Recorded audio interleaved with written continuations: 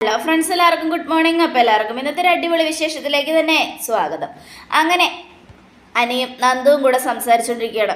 എന്തൊക്കെ പറഞ്ഞിട്ടും കാര്യമില്ല നന്ദു, ഞങ്ങളൊക്കെ വിശ്വസിക്കുന്നത് നയനേടത്തി അങ്ങനെയൊന്നും ചെയ്യില്ല എന്നാ. നയനേടത്തി അറിയാവുന്നവർ അതൊക്കെ വിശ്വസിക്കത്തുമില്ല. പക്ഷേ ഇവിടെ പ്രശ്നം വലിയമ്മയടക്കം ബാക്കിയുള്ളവരെല്ലാവരും നയനേടത്തെയും കുറ്റപ്പെടുത്തുന്നുണ്ട്. എന്താ സംഭവിച്ചെന്ന് എന്തായാലും കണ്ടുപിടിച്ചല്ലേ മതിയാകൂ എന്നൊക്കെ പറയാ. പാവം എൻ്റെ ചേച്ചി ഒരു തെറ്റും ചെയ്തിട്ടില്ല നീ. എന്നിട്ടും എൻ്റെ ചേച്ചിയെ എല്ലാവരും ഇങ്ങനെ കുറ്റപ്പെടുത്തുന്നത് എന്തിനാ? നവ്യേച്ചിക്ക് വേണ്ടിയാ എൻ്റെ ചേച്ചി പാല് കാച്ചിയത്. അങ്ങനെയുള്ളപ്പോൾ നവ്യേച്ചിയുടെ വയറ്റിൽ കിടക്കുന്ന കുഞ്ഞിനെ കൊല്ലാൻ എൻ്റെ ചേച്ചി നോക്കുമോ? അതൊക്കെ ഞങ്ങൾക്കറിയാൻ നന്ദു. പക്ഷേ ഞങ്ങളുടെ വീട്ടിലുള്ളവരുടെ സ്വഭാവം അറിയാമല്ലോ. എൻ്റെ അമ്മ, വലിയമ്മ, പിന്നെ അപ്പച്ചി, എല്ലാവരും, പിന്നെ ഇപ്പോൾ വന്നിരിക്കുന്ന അനാമികയും അവളുടെ അമ്മയും എല്ലാവരും കൂടെ ഒരുമിച്ച് നിന്ന് നയനേടത്തിയെ കുറ്റപ്പെടുത്തുന്നത്. അങ്ങനെയുള്ളപ്പോൾ നമുക്കൊന്നും പറയാനും പറ്റില്ലല്ലോ. ഹോസ്പിറ്റലല്ലേ, ഇവിടുന്ന് വലിയമ്മ ഡിസ്ചാർജായി വന്നോട്ടെ, അതിനുശേഷം പറയാനുള്ളതൊക്കെ അവരുടെ മുഖത്ത് നോക്കി തന്നെ പറയണമെന്നാണ് തീരുമാനിച്ചിരിക്കുന്നത് എന്നൊക്കെ പറയണം. നന്ദുപ്പം എന്നെ കാണാൻ പോലും വരാറില്ലല്ലോ എന്നൊക്കെ പറഞ്ഞുകൊണ്ടിരിക്കുക. അത് കേട്ടതും അത് പിന്നെ ഞാൻ വന്നു കഴിഞ്ഞാൽ അനാമികയുടെ സ്വഭാവം അറിയാമല്ലോ, അവൾ വെറുതെ ഒച്ചപ്പാടിടും, അതുകൊണ്ടാണ് ഞാൻ വരാത്തത്. ഞാൻ ഒന്ന് കാണട്ടെ വല്യമ്മേ എന്നും പറഞ്ഞുകൊണ്ട് നമ്മുടെ നന്ദു അവിടെ നിന്ന് അങ്ങോട്ട് പോകാനൊരുങ്ങുക. ഈ സമയം എനിക്ക് ഭയങ്കര സന്തോഷമുണ്ട് മനസ്സിൽ. കാരണം നന്ദുവിനെ കണ്ടതുകൊണ്ട്. ഈ സമയം പിന്നീട് കാണിക്കുന്നത് വേണുവിനെയാണ്. വേണു ആണെങ്കിൽ ഇങ്ങനെ ഓരോന്ന് സംസാരിച്ചുകൊണ്ടിരിക്കുക രേവതിയോട്. അല്ല രേവതി, എന്നാലും നമ്മുടെ മോൾ ഇവിടെ തന്നെ നിന്നാൽ ശരിയാവുമോ? അവൾ ഇവിടെ ബ്ലഡോ കൊടുത്തില്ല. ഇവിടെ തന്നെ നിന്ന് കഴിഞ്ഞിട്ടുണ്ടെങ്കിൽ നമ്മൾ വിചാരിച്ചതൊന്നും നടക്കില്ല. അവൾക്ക് ദേഷ്യം കൂടുതലുള്ളതുകൊണ്ട് ഒന്നിന് രണ്ടാമത്തേന് വഴക്കിട്ട് അവളിങ്ങ് പോരും. പക്ഷേ നമ്മളത് വിട്ടു കൊടുക്കരുത്. കാരണം നമ്മളതിനെ സപ്പോർട്ട് ചെയ്താലുണ്ടല്ലോ ചിലപ്പോൾ അവൾക്ക് അതൊരു ഇതാവും. അതുകൊണ്ട് അവൾ എത്രയും പെട്ടെന്ന് അങ്ങോട്ട് പറഞ്ഞു വിടാൻ നോക്കണം. ഇവിടെ വന്ന് നിന്നാൽ എങ്ങനെയാ അത് ശരിയാവുന്നേ? അവിടെ നിന്നാലല്ലേ നമുക്ക് നമ്മുടെ കടങ്ങൾ വീട്ടാൻ പറ്റൂ എന്നൊക്കെ സംസാരിച്ചുകൊണ്ടിരിക്കുക. അതെ, അവർക്ക് അവരുടെ കാര്യം സാധ്യമാകാൻ വേണ്ടിയാണ് അനാമികയെ കാലം പിടിച്ച് നിൽക്കുന്നത്. അതൊന്നും അറിയാതെ അനാമിക അഹങ്കാരത്തോടെ തുള്ളിച്ചാടി നടക്കുന്നേ. ഈ സമയം അനാമിക റെഡിയായിട്ട് വരിക. അപ്പോൾ നമ്മുടെ വേണു ചോദിക്കുക, അല്ല അനാമികയെ, നീ ഇതെങ്ങോട്ടാ പോകുന്നേ? ഇതിനകത്ത് തന്നെ എങ്ങനെയാ അടഞ്ഞുകൂടിയിരിക്കുന്നേ? ഞാനൊന്ന് പുറത്തു പോയിട്ട് വരാം എന്നും അനാമിക. അത് കേട്ടത് എന്നാ പിന്നെ നീ ഒരു കാര്യം ചെയ്, ഹോസ്പിറ്റലിൽ പോയി ദേവയാനിയെ ഒന്ന് കാണ്. നീ ബ്ലഡോ കൊടുത്തില്ല. അവിടെ ചെന്ന് അവരെ ഒന്ന് കാണുമെങ്കിലും ചെയ്. ഇല്ലെങ്കിലേ അവർ വിചാരിക്കും നിനക്ക് അവരോട് സ്നേഹമേ ഇല്ലെന്ന്. വീട്ടിൽ നിന്നെ കൂടുതൽ സപ്പോർട്ട് ചെയ്യുന്ന ആളാണ് ദേവയാനി. അങ്ങനെയുള്ളപ്പോൾ ദേവയാനിയെ സോപ്പിട്ട് നിൽക്കുന്നത് നമുക്ക് നല്ലത് ചെയ്യും. അതുകൊണ്ടാണ് ഞാൻ പറഞ്ഞത് ദേവയാനിയുടെ അടുത്ത് പോയി നിൽക്കാൻ. അതായിരിക്കും നല്ലത്. ഹോസ്പിറ്റലിലെ മണവും പിന്നെ അവിടെയുള്ളവരെയൊക്കെ കാണുമ്പോൾ തന്നെ എനിക്ക് കലി കയറും. അതെങ്ങനെയാ കാണാമെന്ന് വിചാരിച്ച് ചെന്നാൽ ഏത് നേരവും കാവല് കെട്ടി വാതിക്കെ തന്നെ ഇരിക്കുക ആ വൃത്തിയായിട്ടവൾ നയന. അതുകൊണ്ടാണ് ഞാൻ അങ്ങോട്ട് പോകാത്തത് അച്ഛാ. മോളെ, അതെന്തുകൊണ്ട് അവൾ അവിടെ തന്നെ ഇരിക്കുന്നേ? ദേവയാനിക്ക് അവളെ കണ്ണെടുത്താൽ കണ്ടുകൂടാ.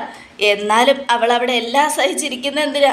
എന്നെങ്കിലും അവളുടെ അമ്മായിയമ്മ അവളെ സ്നേഹിക്കണമെന്നുള്ളൊരു ബോധം അവൾക്കുണ്ട്. പക്ഷേ നിന്നെ അവർ സ്നേഹിച്ചിട്ടും ആ ഒരു ബോധം നിനക്കില്ലല്ലോ മോളെ. അവിടെ ചെന്നൊന്നിരിക്കണം, അവരുടെ മനസ്സ് കീഴ്പ്പെടുത്തണം, അവരെ കൂടെ കൂട്ടണം എന്നൊക്കെ നീ ഒന്ന് ചിന്തിച്ചു നോക്കിയേ. അങ്ങനെ ചിന്തിക്കുകയാണെങ്കിൽ നമ്മൾ വിചാരിച്ചതുപോലെ കാര്യങ്ങളൊക്കെ നടക്കും. അത് കേട്ടതും നമ്മുടെ ഇതാകെ പേടിച്ച് നിൽക്കും അനാമിക. എന്നാലും എനിക്ക് അങ്ങോട്ട് പോകാൻ തോന്നുന്നില്ല അച്ഛാ. അങ്ങോട്ട് പോകണം മോളെ, പോയാലേ കാര്യങ്ങളൊക്കെ നടക്കൂ.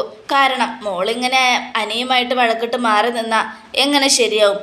ഉപേന്ദ്രനോട് ഇനിയും വളരെ കുറച്ച് ദിവസം മാത്രമേ സമയം പറഞ്ഞിട്ടുള്ളൂ. കൃത്യസമയത്ത് പൈസ കൊടുത്തില്ലെങ്കിൽ അവൻ വീണ്ടും വരും ചോദ്യങ്ങളുമായിട്ട്.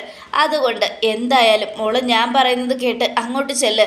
മോള് ഇവിടെ നിന്നാൽ നമ്മൾ വിചാരിച്ചതുപോലെ ഒന്നും നടക്കാൻ പോകുന്നില്ല. നമ്മുടെ കടങ്ങളൊക്കെ വീട്ടണ്ടേ മോളെ, നല്ല അന്തസ്സായിട്ട് നമുക്ക് ജീവിക്കണ്ടേ. അത് കേട്ടതും ശരി, എന്നാൽ ഞാൻ പോകാം. നമ്മുടെ കടം വീട്ടാനെങ്കിലും അങ്ങോട്ട് പോയല്ലേ പറ്റൂ എന്ന് പറഞ്ഞുകൊണ്ട് അനാമിക ആകെ ദേഷ്യപ്പെട്ട് അങ്ങോട്ട് പോവുക. അനാമിക പോയി കഴിഞ്ഞത് വേണു നമ്മുടെ മോളുടെ ദേഷ്യം ഇത്തിരി കുറയ്ക്കണം. എനിക്ക് ഇത്തിരിയെങ്കിലും സ്നേഹം അവളോട് തോന്നുവാണെങ്കിൽ അത് ഏറ്റവും നല്ല കാര്യമാണ്. ഇതൊരു പക്ഷേ അവളിവിടെ അവൻ അവിടെയാണെങ്കിൽ എങ്ങനെ സ്നേഹം തോന്നും? അല്ലെങ്കിൽ തന്നെ ഒരു പെണ്ണിൻ്റെ മണം പോലും ഇല്ലാത്ത നന്ദുവിനെയാണ് അവൻ സ്നേഹിക്കുന്നത്. അതുകൊണ്ടാണ് ഞാൻ പറഞ്ഞത് സൂക്ഷിച്ചും കണ്ടും നിൽക്കണമെന്ന്. കാരണം നമ്മളൊന്ന് പറ്റിക്കപ്പെട്ട് കഴിഞ്ഞാൽ ഉറപ്പായിട്ടും നമ്മുടെ മോളെ അവൻ ഉപേക്ഷിക്കും. അതെനിക്ക് ഉറപ്പാ. ഇപ്പം തന്നെ നമ്മുടെ മോളുമായിട്ട് ഒരു ബന്ധവും ഇല്ലാത്ത കണക്കില്ല അനിയുടെ നടപ്പും ജീവിതവും. അതുകൊണ്ട് നമ്മൾ സൂക്ഷിച്ചേ പറ്റൂ രേവതി. അതെനിക്കറിയാൻ വേണം. നമ്മൾ ഉദ്ദേശിച്ച പോലെ കാര്യങ്ങളൊക്കെ നടക്കണം. അതിന് നമ്മളും അനാമികയെ പ്രഷർ ചെലുത്തിയേ പറ്റൂ എന്നൊക്കെ പറഞ്ഞുകൊണ്ട് അവരിങ്ങനെ നിൽക്കുക. ഈ സമയം മുത്തശ്ശനെയും മുത്തശ്ശിയാണ് കാണിക്കുന്നത്. അവർ മരുന്നൊക്കെ കഴിച്ചുകൊണ്ടിരിക്കുകയാണ്. അപ്പോഴേക്കും നയനയും പിന്നെ ആദർശം വന്നു. അവർ വന്നതും എങ്ങനെയുണ്ട് മോനെ ദേവയാനിക്ക്? ഇപ്പം കുഴപ്പമില്ല മുത്തശ്ശ, ICUല എന്നൊക്കെ പറയണം. അത് കേട്ടതും ഈശ്വര, അല്ല നയനമോളുടെ മുഖം എന്താ വല്ലാതിരിക്കുന്നേ എന്നും മുത്തശ്ശൻ ചോദിച്ചപ്പോൾ അത് പിന്നെ ഇനിയിപ്പോൾ നിങ്ങളോടത് മറച്ചു വയ്ക്കുന്നില്ല. അത് എന്താന്ന് വെച്ചിട്ടുണ്ടെങ്കിൽ അമ്മയ്ക്ക് വളരെ റെയറായ ബ്ലഡ് ഗ്രൂപ്പായിരുന്നു. അതുകൊണ്ട് അന്വേഷിച്ചപ്പോൾ കിട്ടിയില്ല. അപ്പോൾ നയനയാണ് അമ്മയ്ക്ക് ബ്ലഡ് കൊടുത്തത്. എന്നിട്ട് ആരോഗ്യ പ്രശ്നങ്ങളൊക്കെ ഒരുപാടുണ്ട്, കൊടുക്കണ്ടെന്ന് ഡോക്ടർ പറഞ്ഞതാ. പക്ഷേ അമ്മയ്ക്ക് ബ്ലഡ് കൊടുത്ത് അമ്മയുടെ ജീവൻ രക്ഷിക്കാൻ കിട്ടുന്നൊരവസരവും പാഴാക്കില്ല. അതെൻ്റെ ഭാഗ്യമാണെന്നും പറഞ്ഞ് ഇവൾ നേരിട്ട് ചെന്ന് കൊടുക്കുമായിരുന്നു. ഇവൾക്ക് നല്ല ക്ഷീണം, അതുകൊണ്ടാണ് മുത്തശ്ശ. അത് കേട്ടതും ഈശ്വര, എന്തിനാ മോളെ വയ്യെങ്കിൽ ബ്ലഡ് കൊടുക്കാൻ പോയത്? സാരമില്ല മുത്തശ്ശ, എൻ്റെ അമ്മായിയമ്മയല്ലേ, ഞാനല്ലാതെ വേറെ ആരോ ഉള്ള എൻ്റെ അമ്മായിയമ്മയ്ക്ക്. അമ്മയ്ക്ക് എന്നെ ഇഷ്ടമില്ലെങ്കിലും എനിക്ക് അമ്മയെ ഒരുപാട് ഇഷ്ടമാണ്. നന്നായി മോളെ, നന്നായി. നിൻ്റെ ഈ നല്ല മനസ്സ് എന്നെങ്കിലും ദേവയാനി തിരിച്ചറിയും. അന്ന് നിന്നെ ദേവയാനി ചേർത്ത് പിടിക്കുന്നൊരു ദിവസം ഉണ്ടാവും. മോള് ധൈര്യമായിട്ടിരിക്കുക എന്നൊക്കെ പറയുക. അത് കേട്ടതും അതേ മുത്തശ്ശ, അല്ല മോനെ, അതിനിടയിൽ അനാമികയുടെ ബ്ലഡ് ഗ്രൂപ്പും ദേവയാനിയുടെ ബ്ലഡ് ഗ്രൂപ്പും ഒന്നാണെന്ന് പറയുന്നത് കേട്ടല്ലോ. അതൊക്കെ ഒന്ന് തന്നെയാണ് മുത്തശ്ശ. പക്ഷെ ബ്ലഡ് കൊടുക്കാൻ പറഞ്ഞപ്പോൾ അവൾ പിന്മാറുമായിരുന്നു. അവൾക്ക് ബ്ലഡ് കാണുന്നത് പേടിയാണെന്ന്. അതുകൊണ്ട് അവൾ കൊടുത്തില്ല മുത്തശ്ശ. അല്ലെങ്കിലും അതങ്ങനെയാ. ദേവയാനി ഉള്ളം കൈ കൊണ്ട് നടന്നവളല്ലേ. ദേവയാനിക്കൊരാപത്ത് വന്നപ്പോൾ അവൾ കൈമലർത്തിയില്ലേ. പക്ഷേ എല്ലാ ആപത്തിൽ നിന്നും ഇവിടെയുള്ളവരെ രക്ഷിക്കാൻ നയനമോൾ ഉണ്ടാവുമെന്ന് അറിഞ്ഞിട്ടും അവൾ നയനമോളെ കുറ്റം പറഞ്ഞുകൊണ്ടിരിക്കുകയല്ലേ. ഏത് നേരവും നയനമോളെ തള്ളി പറയുന്ന അവൾക്ക് നയനമോള് തന്നെ ഇന്ന് ബ്ലഡ് കൊടുത്തിട്ടുണ്ടെങ്കിൽ ഇനി എന്നും അങ്ങോട്ട് നയനമോളെ തന്നെ ആശ്രയിച്ച് അവൾ ജീവിക്കും. അത് ഉറപ്പാ. എന്തായാലും ഭഗവാനെ വെച്ചും മറ്റുള്ളവരെ വെച്ചും ഈ വീട്ടിൽ ദേവയാനിക്ക് അടക്കം ഓരോരോ കാര്യങ്ങളുണ്ടാക്കി കളിച്ചുകൊണ്ടിരിക്കുക. ഇപ്രാവശ്യവും നിങ്ങളുടെ സന്തോഷം ഇല്ലാതാക്കാനാ ഭഗവാന്റെ അടുത്ത് പോകാൻ മാലയിടാൻ ദേവയാനി നിങ്ങളോട് പറഞ്ഞത്. അതിൻ്റെ ശിക്ഷയാണ് ദേവയാനിക്ക് കിട്ടിയിരിക്കുന്നത്. എന്തായാലും അങ്ങനെയുള്ള ശിക്ഷ ഇവിടെ ഓരോരുത്തർക്കും കിട്ടണം. കാരണം എന്താണെന്ന് വെച്ചിട്ടുണ്ടെങ്കിൽ സ്വന്തം മക്കളെ വേദനിപ്പിച്ച അതിനുള്ള ശിക്ഷയാണ് ഇതെന്ന് ബോധ്യപ്പെടുകയും വേണം. എന്തോരം വേദനിപ്പിക്കുന്നുണ്ട് നയനമോളെ. എന്നിട്ടും നയനമോള് ഒരു എതിർപ്പും ഇല്ലാതെ നേരിട്ടിറങ്ങി ചെന്ന് അവൾക്ക് ബ്ലഡ് കൊടുത്തത് അതുപോലും മനസ്സിലാക്കാതെ ഇപ്പോഴും അനാമികയെ സപ്പോർട്ട് ചെയ്തുകൊണ്ട് നടക്കുമല്ലേ. അത് കാണുമ്പോൾ എനിക്കും നല്ല സങ്കടമുണ്ട്. എന്തൊരു കഷ്ടമാണ് ദേവയാനിയുടെ കാര്യം. നയനമോളെ പോലെ ഒരു മരുമോളെ കിട്ടണമെങ്കിൽ പുണ്യം ചെയ്യണം. അതുപോലും മനസ്സിലാക്കാതെയാണ് ഇങ്ങനെ അവൾ ഇതാക്കുന്നത് എന്നൊക്കെ പറഞ്ഞ് ദേഷ്യപ്പെടുക. സാരമില്ല മുത്തശ്ശ, വിട്ടുകളാ. അമ്മ എപ്പോഴെങ്കിലും എന്നെ സ്നേഹിച്ചോട്ടെ, എനിക്കതിൽ സങ്കടമൊന്നുമില്ല. അമ്മ നന്നായിരിക്കണം, അത്രയേ ഉള്ളൂ എന്നൊക്കെ പറഞ്ഞിട്ട് ഞാൻ എങ്ങനെ നിൽക്കുക. മോള് പോയി റെസ്റ്റ് എടുത്തോ മോളെ. ഇല്ല മുത്തശ്ശ, ഞങ്ങൾ ഡ്രസ്സ് എടുക്കാൻ വന്നതാ. അത് കഴിഞ്ഞിട്ട് ഡ്രസ്സ് എടുത്തോണ്ട് ഹോസ്പിറ്റലിലേക്ക് പോകണം. ഇപ്പം അനി അവിടെ ഉണ്ട്. എന്നാൽ ശരി മോളെ എന്നും പറയുക. അപ്പം നയനയും ആദർശം മുകളിലേക്ക് പോവുകയാണ്. ഈ സമയം കേട്ടില്ലേ, ഇപ്പോഴും നമ്മുടെ കുടുംബത്തിന് രക്ഷകയായത് നയനമോള് തന്നെയാണ്. പുരോഹിതൻ പറഞ്ഞത് എത്ര സത്യം. നയനമോളെ പോലൊരു മോളെ മരുമകളായിട്ട് കിട്ടിയാൽ നമ്മുടെ കുടുംബം രക്ഷപ്പെടുമെന്നാണ് പുരോഹിതൻ പറഞ്ഞത്. അതുപോലെ തന്നെ സംഭവിച്ചു. എന്നാൽ മറ്റൊരു കാര്യവും അതിനിടയിൽ സംഭവിക്കുന്നുണ്ട്. അനാമികയെ കല്യാണം കഴിച്ച് കൂട്ടിക്കൊണ്ടുവന്ന നമ്മുടെ കുടുംബത്തിൻ്റെ നാശം തുടങ്ങുമെന്ന്. അതെ, അതെന്തായാലും ശരിയായി വരുന്നുണ്ട്. അവൾ എന്നീ വീട്ടിൽ വലതുകാലം എടുത്ത് വെച്ച് കയറിയോ അന്ന് തുടങ്ങിയതല്ലേ നമ്മുടെ വീടിൻ്റെ കഷ്ടപ്പാട്. അത് കേട്ടതും അത് ശരിയാ. പക്ഷേ അതെങ്ങനെ ഇതാക്കണമെന്ന് ഓർക്കുമ്പോഴാണ് എൻ്റെ ടെൻഷൻ. കാരണം അനാമികയെ പോലെ ഒരുത്തി നമ്മുടെ വീട്ടിൽ കയറിയത് എന്തിനാണെന്നറിയില്ല. എന്നാലും വിഷമുണ്ട് മനസ്സിനകത്ത്. അതുകൊണ്ടാണ് ഇത്തരം ഈ ഒരു കാര്യങ്ങളൊക്കെ ഇവിടെ നടന്നുകൊണ്ടിരിക്കുന്നത്.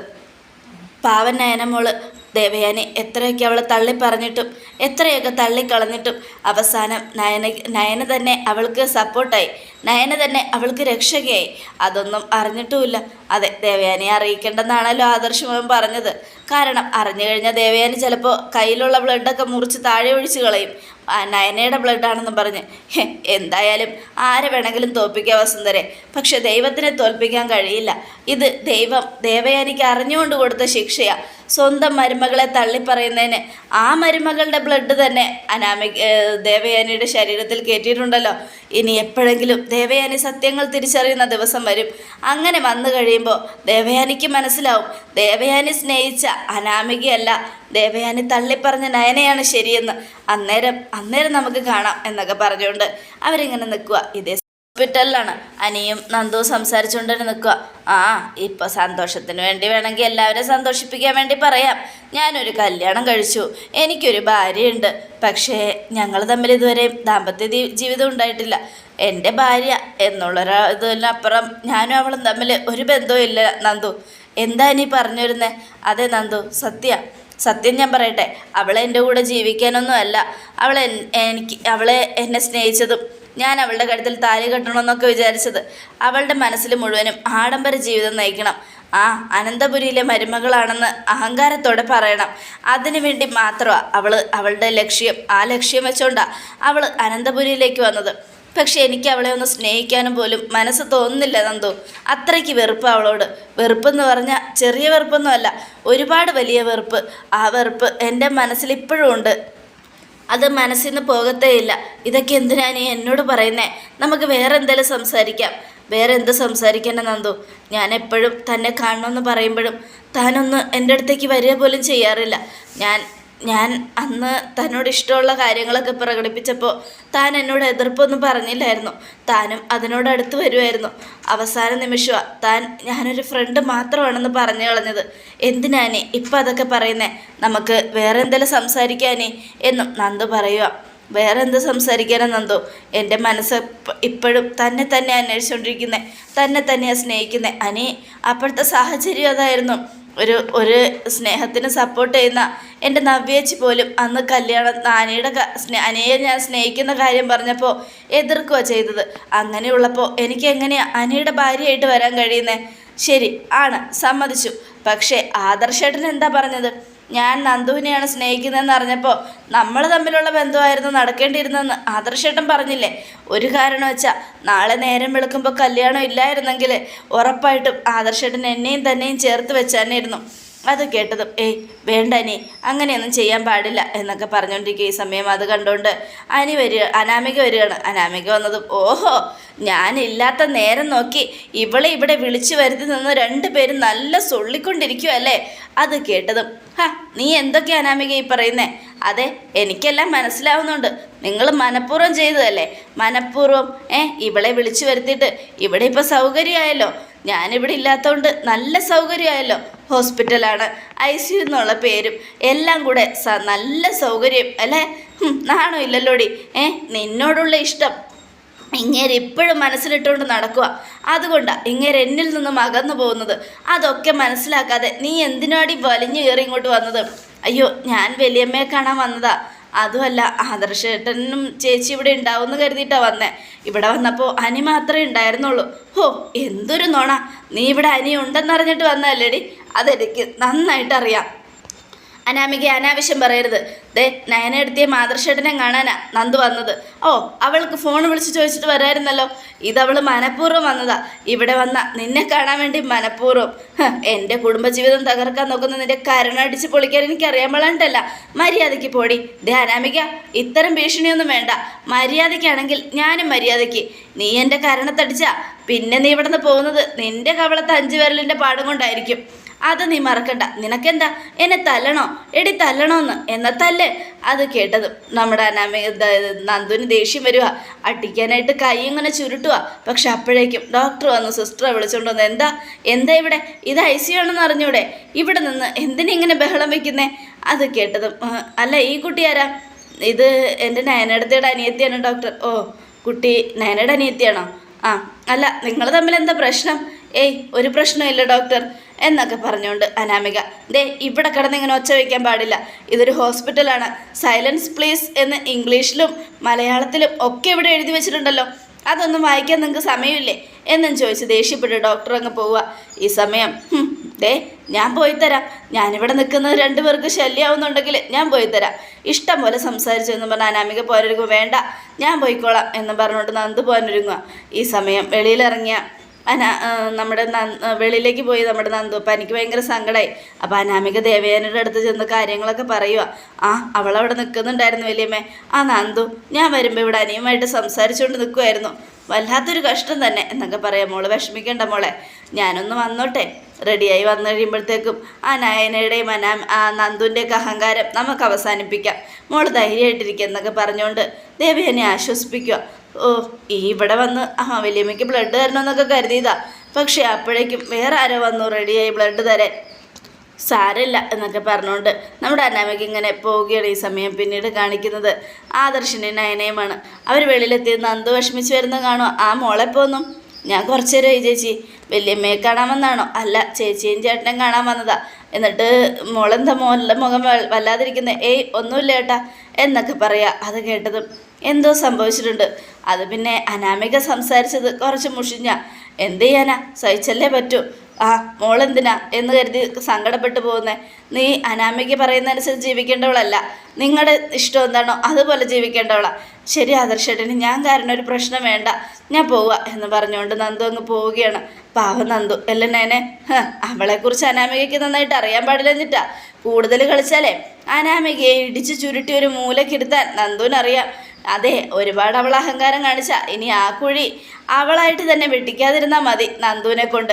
നന്ദുവിൻ്റെ സ്വഭാവം അറിയാതെയാ അവൾ കളിച്ചുകൊണ്ടിരിക്കുന്നത് എന്ന് പറയുമ്പോഴേക്കും അനാമിക വരികയാണ്. അതോടുകൂടി എപ്പിസോഡ് അവസാനിക്കുകയാണ്. നാളത്തെ ഒരു തകർപ്പൻ വിശേഷത്തിനായിട്ട് കാത്തിരിക്കുക. എല്ലാവർക്കും ഒരിക്കൽ കൂടെ നല്ലൊരു ശുഭദിനം തന്നെ ആയിക്കോട്ടെ. Thank you.